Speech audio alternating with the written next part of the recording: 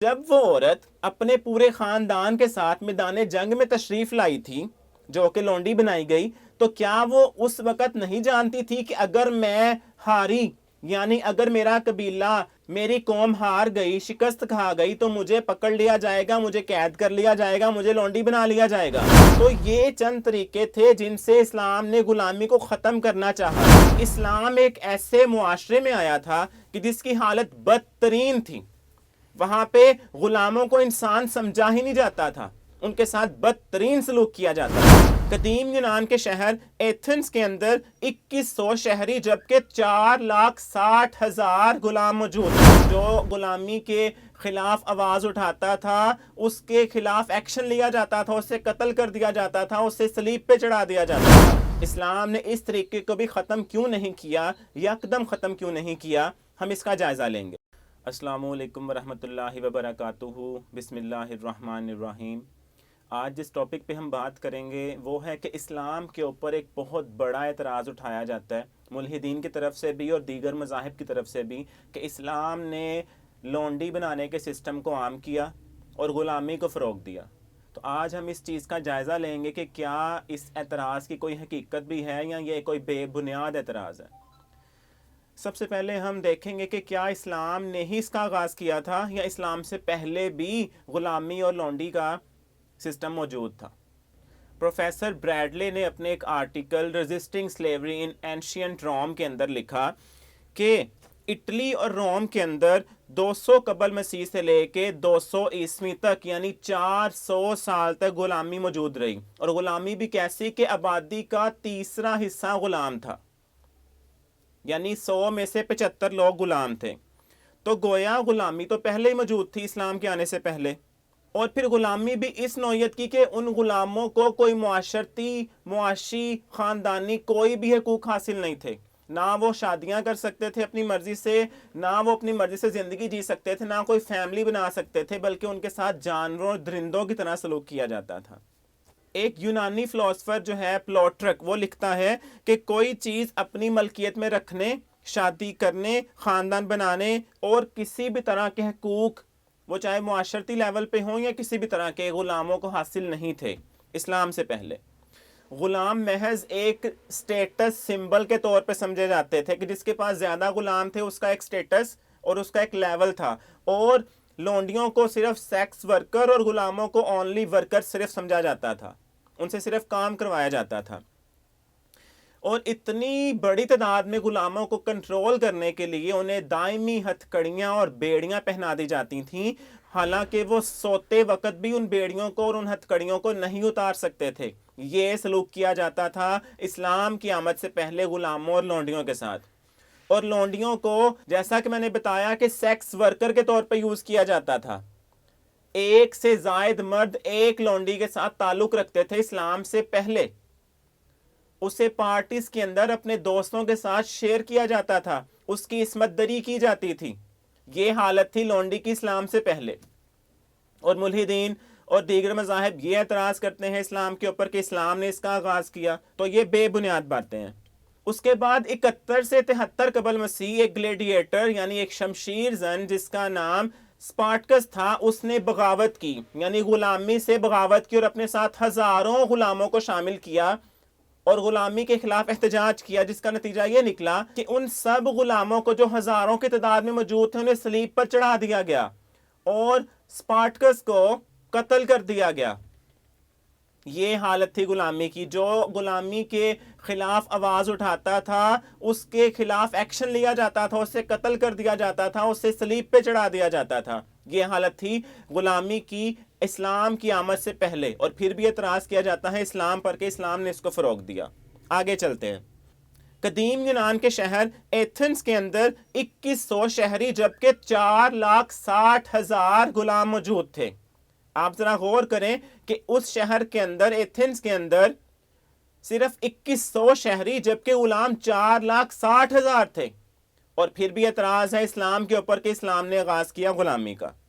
اس کے علاوہ چین، India, Japan, Korea, مصر، ان سب ممالک کے اندر 480 سے 551 قبل مسیح تک غلامی رہی۔ سورہ یوسف میں بھی ہمیں غلامی کا ثبوت ملتا ہے کہ حضرت یوسف علیہ السلام کو ایز اے سلیو، غلام کے طور پر خریدا بھی گیا تھا اور بیچا بھی گیا تھا۔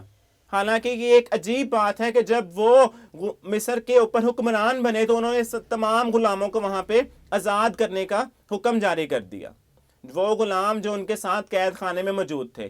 تو یہاں سے کیا ثابت ہوتا ہے کہ اسلام سے پہلے بھی غلامی موجود تھی، ایک بات تو یہ، اور دوسری یہ کہ تمام انبیاء بھی غلامی کے خلاف ہی رہے ہیں، جیسا کہ حضرت یوسف کی مثال ہے کہ خود وہ غلام تھے، غلام کے طور پہ وہ قیدی بھی بنا دیے گئے، اور جب ان کو رہا کیا گیا تو انہوں نے کئی ایک غلام جو قید خانے میں ان کے ساتھ موجود تھے ان کو بھی رہا کر دیا۔ خیر ہم آگے چلتے ہیں۔ اب ہم دیکھیں گے کہ عرب کی کیا صورتحال تھی اسلام کی آمد سے پہلے۔ سب سے پہلی بات یاد رکھنے والی یہ ہے کہ ہمیں ہمیشہ اپنے ذہن میں یہ بات یاد رکھنی چاہیے، اور ملحدین کو بھی اور غیر مسلمز کو بھی، کہ اسلام ایک ایسے معاشرے میں آیا تھا کہ جس کی حالت بدترین تھی۔ وہاں پہ غلاموں کو انسان سمجھا ہی نہیں جاتا تھا، ان کے ساتھ بدترین سلوک کیا جاتا تھا، لونڈیوں کو صرف ایک سیکس ورکر سمجھا جاتا تھا بس، اور ان کے ساتھ بدترین سلوک کیا جاتا تھا، ان کی عصمت دری کی جاتی تھی۔ یہ وہ معاشرہ تھا جہاں پہ عورت کو ایک دبا سمجھا جاتا تھا، اپنی عزت کے اوپر، اپنے نام کے اوپر، اپنے خاندان کے اوپر۔ حالت یہ تھی اسلام کی آمد سے پہلے کہ بیٹیوں کو زندہ درگور کر دیا جاتا تھا۔ تو پھر بھی اسلام کے اوپر اعتراض ہے کہ اسلام نے غلامی کو فروغ دیا، اسلام نے لونڈی کو فروغ دیا، اور اسلام نے عورت کو کوئی عزت نہیں دی، جبکہ اسلام کی آمد سے پہلے حالت بہت بدترین تھی۔ اس سوسائٹی کے اندر، عرب کے اندر، اسلام سے پہلے ہی غلام موجود بھی تھے، خریدے اور بیچے بھی جاتے تھے، اور عربوں میں یہ رواج تھا کہ جب آپس میں ان کی قبائلی جنگیں ہوتی یا وہ کسی دوسرے علاقے سے کوئی جنگ لڑتے تو وہ کیا کرتے کہ فاتح مفتوح کے لوگوں کو، ان کی عورتوں کو، بچوں کو، مردوں کو قید کر لیتا اور انہیں غلام اور لونڈی بنا لیتا۔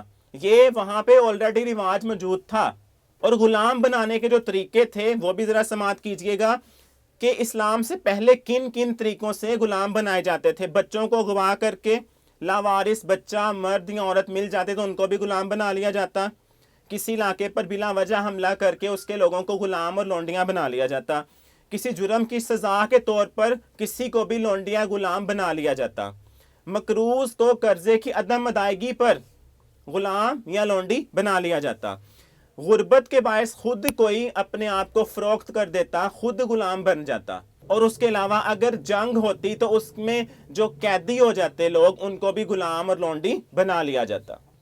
لیکن اسلام نے ان پہلے سب طریقوں پر پابندی لگا دی جو غلام اور لونڈی بنانے کے موجود تھے، لیکن صرف ایک طریقے کو باقی رکھا کہ جنگ کی صورت میں جو قیدی بن جائیں ان کو غلام یا لونڈی بنایا جا سکتا ہے۔ لیکن اسلام نے ایسا کیوں کیا؟ اسلام نے اس طریقے کو بھی ختم کیوں نہیں کیا، یکدم ختم کیوں نہیں کیا؟ ہم اس کا جائزہ لیں گے۔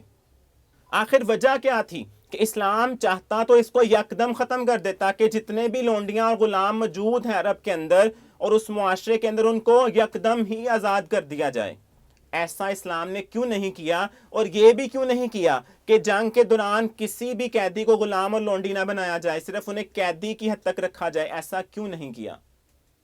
وجہ یہ تھی کہ اگر جنگ کے بعد جو لوگ قیدی ہو جاتے انہیں صرف قید خانے میں ڈال کے ان سے کوئی کام بھی نہ لیا جاتا اور انہیں غلام یا لونڈی بنا کے ان کو معاشرے کے اندر کیپیبل نہ بنایا جاتا تو ایک بڑی تعداد ناکارہ ہی پڑی رہتی، اور وہ ان کا نان و نفقہ کس طرح پورا کیا جاتا، ان کے اخراجات کس طرح پورے کیے جاتے جبکہ وہ صرف قید خانے میں موجود ہوتے؟ تو ان کے اوپر ایک معیشت کا بڑا حصہ لگتا جبکہ وہ گناہ کارہ تھے، وہ کچھ بھی نہ کرتے۔ تو اس صورتحال سے نپٹنے کے لیے اسلام نے کہا کہ ان کو لونڈی اور غلام بنانا کوئی ایشو نہیں ہے، بنایا جا سکتا ہے۔ ایک بات تو یہ۔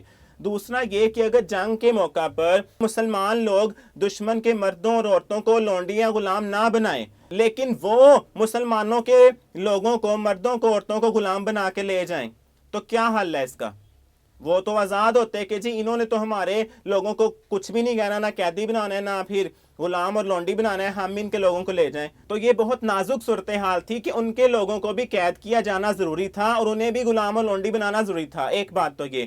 دوسرا یہ کہ اس ٹائم پہ رواج یہ تھا کہ اگر दोनों फरीकैन की रजामंदी होती तो उनके गुलामों के बदले अपने लोगों को आज़ाद करवाया जा सकता था। तो ये एक सबसे पहला तरीका था गुलामी को उस टाइम पे ख़त्म करने का, कि उनके गुलाम छोड़ के उसके बदले में अपने लोगों को जो कि गुलाम बना लिए गए थे आज़ाद करवा लिया जाता। उसके बाद तावान देकर या तावान लेकर गुलामी को ख़त्म किया जाता था, यानी अपने कैदी आज़ाद या रिहा करवा लिए जाते थे। दूसरा तरीका ये था। तीसरा तरीका ये था कि बिला वजह ही गुलामों को आज़ाद कर दिया जाता। लेकिन ऐसा करने से क्या होता कि मुसलमान तो दुश्मन के कैदियों को आज़ाद कर देते, लेकिन दुश्मन हमारे लोगों को यानी मुसलमानों को आज़ाद नहीं करता। तो ये बात भी नाकाबिले बर्दाश्त थी।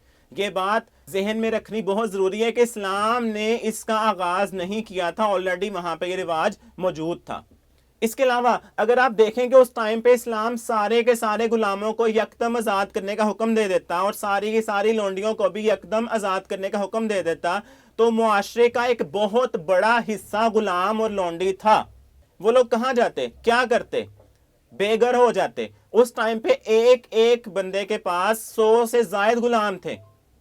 ये वहां पे कस्टम था, रिवाज था वहां का। तो क्या होता कि इतनी बड़ी तादाद में मर्द, खवातीन, बच्चे, बूढ़े जो आज़ाद होते तो वो कहाँ जाते? मुआशरे में वो बजाय खुशहाली लाने के इंतशार पैदा करते। कोई डाकू बनता, कोई चोर बनता, कोई जानी बनता, कोई लुटेरा बनता, कोई बेकारी बन जाता और बेघर हो जाते।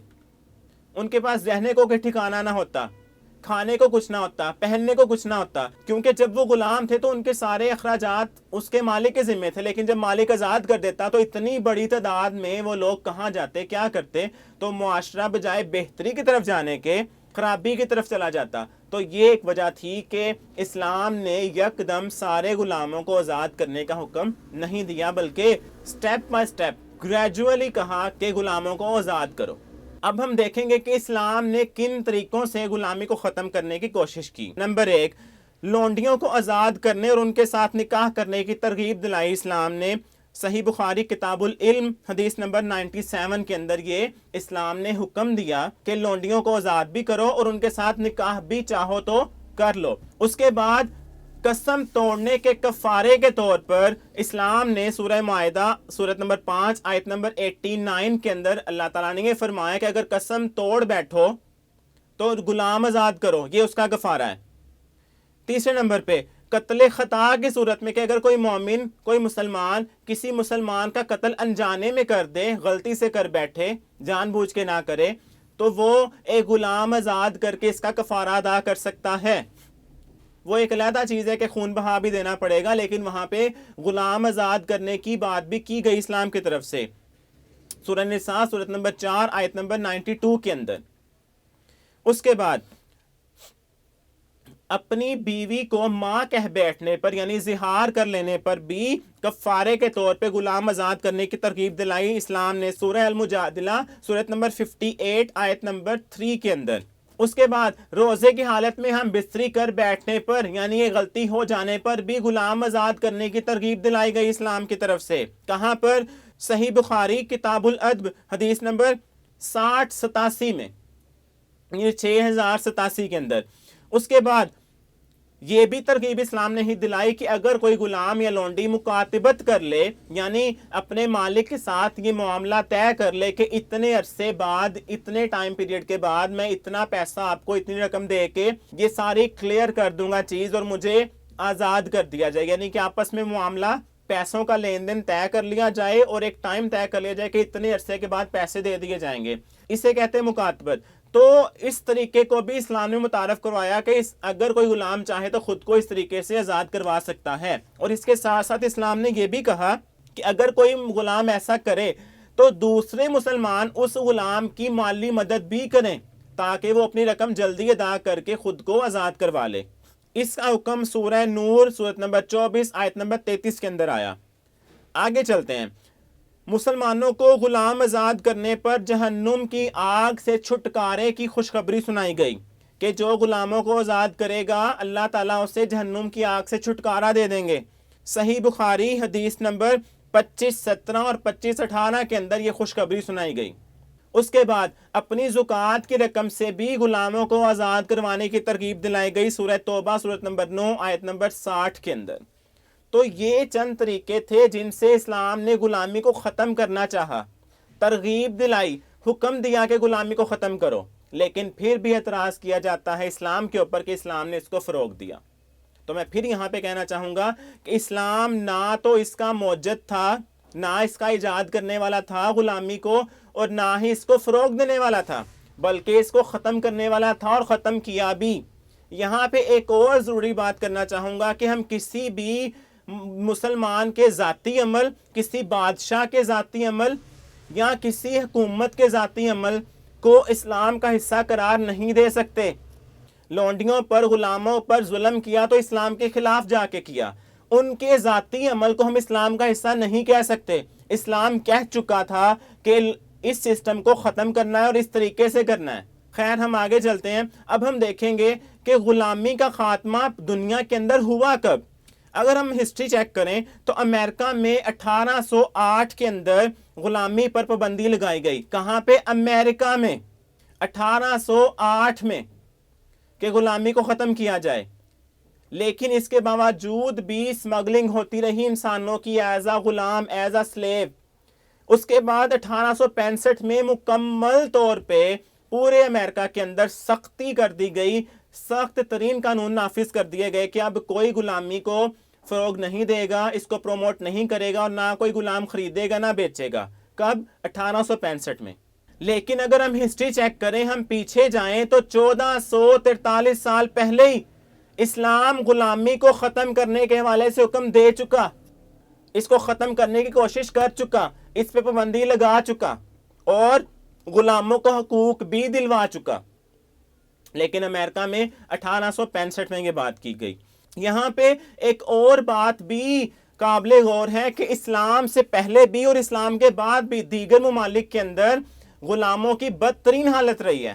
امریکہ میں بھی اور دیگر ممالک کے اندر بھی اسلام کے بعد بھی بدترین سلوک کیا جاتا رہا غلاموں کے ساتھ۔ لیکن اسلام نے اس ٹائم پہ بھی کیا حکم دیا کہ غلاموں سے اچھا سلوک کرو۔ اسلام نے غلاموں کو حقوق دلوائے۔ اس سے بڑا حق کیا ہوگا کہ یہ حکم دے دیا گیا کہ لونڈی کو آزاد بھی کر سکتے ہو، بلکہ کرو، اور اس کے ساتھ نکاح بھی کرو، اور اس کی مثال بھی قائم کی گئی۔ اس سے بڑا حق اور کیا ہوگا؟ یہاں پہ ایک اور بات ایڈ کرنا چاہوں گا کہ جو لوگ غلامی پہ اعتراض کرتے ہیں انہوں نے کبھی عمر قید سسٹم جو ہے اس پہ اعتراض کیوں نہیں کیا؟ عمر قید میں انسان کے پاس کسی قسم کا کوئی معاشرتی، کوئی معاشی، کوئی خاندانی کوئی حق نہیں ہوتا۔ نہ وہ شادی کر سکتا ہے، نہ اپنے بیوی بچوں کے پاس جا سکتا ہے، نہ کوئی اس کو حقوق حاصل ہے۔ لیکن غلامی میں اسلام نے جو حقوق متعارف کروائے کہ ان کی شادیاں بھی کریں، اسلام چاہتا تھا کہ غلام آپس میں بھی شادیاں کریں، یعنی غلام اور لونڈیوں کی آپس میں بھی شادیاں ہو سکیں اور مالک بھی لونڈی کے ساتھ شادی کر سکے، یعنی ان کو حقوق دیے، ان کو جینے کا، معاشرے کے اندر رہنے کا حق دیا۔ تو عمر قید پہ تو کبھی اعتراض نہیں کیا جاتا، جبکہ وہ بھی ایک سزا ہی ہے، لیکن غلامی پہ اعتراض کیا جاتا ہے۔ خیر ہم آگے چلتے ہیں اور اب ہم دیکھیں گے کہ کیا لونڈی کے اوپر جو بے تحاشا اعتراضات کیے جاتے ہیں کہ اس کے ساتھ، یعنی لونڈی کے ساتھ زبردستی تعلق قائم کرنے کا حکم دیا اسلام نے، تو اس کی کیا حقیقت ہے؟ سب سے پہلے دیکھیں گے کہ اسلام سے پہلے لونڈی کی کیا حیثیت تھی۔ جیسا کہ پہلے بھی بتایا کہ وہ صرف ایک پبلک پراپرٹی سمجھی جاتی تھی، ایک سیکس ورکر سمجھی جاتی تھی، اس کے ساتھ درندوں والا سلوک ہوتا تھا، اس کو صرف ہوس پوری کرنے کے لیے، عصمت دری کرنے کے لیے استعمال کیا جاتا تھا۔ محفل سجائی جاتی تھی اور وہاں پہ لونڈیوں کا جنسی استحصال کیا جاتا تھا، انہیں یوز کیا جاتا تھا۔ یہ حالت تھی اسلام سے پہلے۔ لیکن اسلام نے کہا کہ ان کے نکاح کر دو، غلاموں لونڈیوں کے آپس میں بھی نکاح کر دو، یا خود چاہو تو خود ان کے ساتھ نکاح کر لو۔ اسلام نے اسے پبلک پراپرٹی یا سیکس ورکر کی حیثیت سے اٹھا کے اسے عزت کی حیثیت پہ، عزت کے مقام پہ بٹھایا، اس لونڈی کو، اس باندی کو۔ سورہ نور سورت نمبر 24 آیت نمبر 32 کے اندر یہ حکم آیا کہ لونڈیوں اور غلاموں کے نکاح آپس میں بھی کر سکتے ہیں، اور مالک چاہے تو خود بھی ان سے نکاح کرے۔ لونڈی کے ساتھ اچھا، احسن اور نیک سلوک کرنے کا حکم آیا قرآن مجید میں سورہ نساء سورت نمبر 4 آیت نمبر 36 کے اندر، کہ لونڈیوں کے ساتھ، غلاموں کے ساتھ نیک سلوک کرو۔ اس سے بڑا حق اور کیا ہوگا کہ ان کے نکاح بھی کرو، خود بھی کرو، یا کسی سے کروا دو۔ اور ان کے ساتھ نیک سلوک کرو، جو خود کھاؤ ان کو کھلاؤ، جو خود پہنو ان کو پہناؤ، جو حق تمہیں حاصل ہے وہی ان کو حاصل ہے۔ اور سب سے بڑی بات کہ انہیں انسان کا درجہ دیا ہے اسلام نے، اسلام سے پہلے ان کو انسان ہی نہیں سمجھا جاتا تھا۔ اب ہم آتے ہیں اسلام پر اصل اعتراض جو ہے لونڈی کے حوالے سے ملحدین کا، اس کے اوپر کہ ملحد یہاں تو اعتراض یہ کرتے ہیں کہ نکاح کے بغیر لونڈی سے ہم بستری کی جاتی ہے، تو یہ غلط ہے۔ سب سے پہلی بات کہ نکاح کا سسٹم کس نے متعارف کروایا؟ اسلام نے۔ تو ملحد تو نکاح کو مانتے ہی نہیں ہے، تو انہیں اعتراض کیسا؟ ایک عورت کے ساتھ تعلق ہی قائم کرنا ہے نا، وہ نکاح کر کے تعلق قائم کیا جائے، نکاح کے بغیر تعلق قائم کیا جائے، وہ تعلق ہی رہے گا۔ یہاں تو کوئی سائنٹیفکلی یا میڈیکلی کوئی ایشو ہو تب بھی ہم مانے کا اعتراض بنتا ہے، کیونکہ اسلام نے یہ کہا کہ صرف اس لونڈی کا مالک، اکیلا واحد ایک مالک اس لونڈی کے ساتھ تعلق رکھ سکتا ہے۔ یہ نہیں کہا کہ جو مرضی آ جائے، جبکہ اسلام سے پہلے ایک لونڈی سے کئی مرد تعلق رکھتے تھے، تو اسلام نے اس عورت کو، اس لونڈی کو ایک مرد تک لمیٹڈ کر دیا۔ تو اس کے اوپر کوئی اعتراض بنتا ہی نہیں ہے کہ اسلام نے حکم دیا کہ نکاح کر کے بھی ایک عورت سے تعلق قائم کر سکتے ہو تو ٹھیک ہے، اسلام نے کہا کہ نکاح کے بغیر بھی ایک عورت سے تعلق قائم کیا جا سکتا ہے تو تب بھی ٹھیک ہے۔ دونوں حکم جب اللہ تعالیٰ ہی دے رہے ہیں تو مسلمان دونوں کو مان رہے ہیں۔ ملحد کو کیا اعتراض ہے؟ نکاح کا حکم بھی تو اللہ نے ہی دیا تھا، تو یہاں پہ اعتراض ہی بے بنیاد ہے۔ ایک آخری اور سب سے بڑا ایک مین اعتراض جو اسلام کے اوپر کیا جاتا ہے کہ اسلام زبردستی لونڈیاں بناتا ہے اور زبردستی ان کے ساتھ تعلق قائم کرنے کا حکم دیتا ہے، جبکہ یہ صرف ایک غلط فہمی ہے۔ اسلام گھروں میں گھس گھس کے عورتوں کو نکال کے لونڈیاں نہیں بناتا، بلکہ ان عورتوں کو لونڈی بنایا جاتا تھا کہ جو میدان جنگ میں آتی تھیں اور شکست کھانے کے بعد قیدی بنا لی جاتی تھیں، اور تب ان کو لونڈی بنایا جاتا تھا، اور یہ آلریڈی وہاں پہ رواج موجود تھا۔ ایک بات۔ دوسرا یہ کہ جب وہ عورت اپنے پورے خاندان کے ساتھ میدان جنگ میں تشریف لائی تھی، جو کہ لونڈی بنائی گئی، تو کیا وہ اس وقت نہیں جانتی تھی کہ اگر میں ہاری، یعنی اگر میرا قبیلہ، میری قوم ہار گئی، شکست کھا گئی، تو مجھے پکڑ لیا جائے گا، مجھے قید کر لیا جائے گا، مجھے لونڈی بنا لیا جائے گا؟ یہ بات وہ آلریڈی جانتی تھی، تو پھر وہ میدان جنگ میں لینے کی آئی؟ اس کی مرضی شامل تھی لونڈی بننے میں آلریڈی، اگر ہم لاجیکل بات دیکھیں۔ دوسری بات کہ وہ خود ہی نہیں بلکہ اس کا شوہر، اس کا بھائی، اس کا باپ، اس کا بیٹا، وہ کوئی بھی ہو، وہ سب جانتے تھے، اس کی پوری قوم جانتی تھی کہ اگر یہ ہماری عورتیں پکڑی گئیں تو ان کو لونڈی بنا لیا جائے گا، تو ان کی رضامندی تو آلریڈی شامل تھی۔ یہ اعتراض بے بنیاد ہے کہ ان کو زبردستی لونڈی بنایا جاتا تھا، ان کے ساتھ زبردستی تعلق قائم کیا جاتا تھا، یہ اعتراض ہی بے بنیاد ہے، جبکہ وہ پہلے ہی جانتی تھیں کہ اگر پکڑی گئیں تو ہمارے ساتھ یہ ہوگا۔ دوسری بات کہ جب کوئی بھی عدالت، کوئی بھی قانون کسی مجرم کو سزا دیتا ہے تو وہ پوچھتا نہیں ہے کہ کیا تمہیں یہ سزا منظور ہے، کیا تمہیں یہ سزا دے لی جائے، تم راضی ہو؟ ایسا نہیں ہوتا، نہ پہلے نہ اب، اور نہ کبھی ہوگا۔ سزا ہی ہوتی ہے جو اس جرم کی بنے۔ تو اس جرم کی یہی سزا تھی اس ٹائم پہ بھی کہ اگر میدان جنگ میں عورتیں پکڑی گئیں، قیدی بنا کے لونڈی بنا لیا جائے گا، یہ ایز اے سزا تھا، پنشمنٹ تھی، ایز اے پنشمنٹ۔ تو پنشمنٹ کبھی بھی پوچھ کے اور کنسنٹ کے ساتھ، رضامندی کے ساتھ نہیں دی جاتی۔ تو وہ عورتیں جانتی تھیں کہ ہمارے ساتھ ایسا ہی ہوگا اگر پکڑی گئیں تو، اور یہ سزا تھی۔ آج بھی اگر کوئی سزا ہو تو وہ کبھی بھی پوچھ کے نہیں دی جائے گی۔ جو سزا معاشرے میں قائم ہوگی چوری کی، زنا کی، قتل کی، کچھ بھی کرنے کی، تو وہ سزا اس مجرم سے پوچھے بغیر ہی دی جائے گی۔ تو اس ٹائم پہ بھی پوچھے بغیر ہی سزا دی جاتی تھی۔ اور ایک اہم ترین بات یہ کہ اس ٹائم کے لوگوں نے یہ تو اعتراض نہیں کیا تھا کہ اسلام لونڈیاں بناتا ہے، باندیاں بناتا ہے۔ وہاں پہ کفار موجود تھے، مشرکین موجود تھے، لیکن انہوں نے یہ اعتراض کیوں نہیں کیا؟ کیونکہ وہ جانتے تھے کہ یہ رواج ہے، یہ چلتا آ رہا ہے۔ تو اسلام نے اس کو شروع بھی نہیں کیا اور اسلام نے اس کو فروغ بھی نہیں دیا، اسلام نے اس کو ختم کیا۔ ایک آخری بات، ایک آخری غلط فہمی کا ازالہ کرنا چاہوں گا یہاں پہ کہ کچھ لوگوں کا یہ بھی اعتراض ہے، خاص طور پہ ملحدین کا، کہ عورت کے ساتھ جو لونڈی بنائی جاتی تھی فوری طور پر تعلقات، جسمانی تعلقات قائم کر لیے جاتے تھے۔ تو یہ ایک بہت بڑی غلط فہمی ہے، جبکہ اسلام نے یہ کہا کہ اگر وہ عورت جو لونڈی بنائی جائے وہ کمواری ہے تو تب تو ٹھیک ہے کہ اس کے ساتھ تعلقات قائم کیے جا سکتے ہیں، لیکن اگر وہ شوہر والی عورت ہے، وہ آلریڈی شادی شدہ ہے، یعنی اس کا شوہر مشرک یا کافر یا جو بھی ہے، تو اس عورت کو ایک مینسز آنے تک ویٹ کرنا پڑے گا، اور اس کا مالک اس سے پہلے اس کے ساتھ کوئی تعلق نہیں رکھ سکتا۔ ایک حیض آنے کے بعد اس سے تعلق قائم کیا جائے گا۔ اور دوسری بات یہ کہ اگر وہ عورت حاملہ ہے تو اس کا ڈیلیوری تک ویٹ کیا جائے گا، وضع حمل کے بعد ہی اس کے ساتھ تعلق قائم کیا جائے گا۔ تو یہ ایک بہت بڑی غلط فہمی ہے جس کا ازالہ ضروری تھا، کہ اسلام نے یہ نہیں کہا کہ آن دی اسپاٹ ابھی وہ قیدی بنی ہیں ان کے ساتھ پکڑ کے تعلقات قائم کر لیے جائیں، ایسا نہیں ہے، بلکہ اچھے طریقے سے انہیں گھر لایا جاتا تھا، ان کو ویٹ کروایا جاتا تھا کہ وہ فارغ ہو جائیں، یعنی اپنے حیض کے دن گزار لیں، تب ان کے ساتھ تعلقات قائم کیے جاتے تھے۔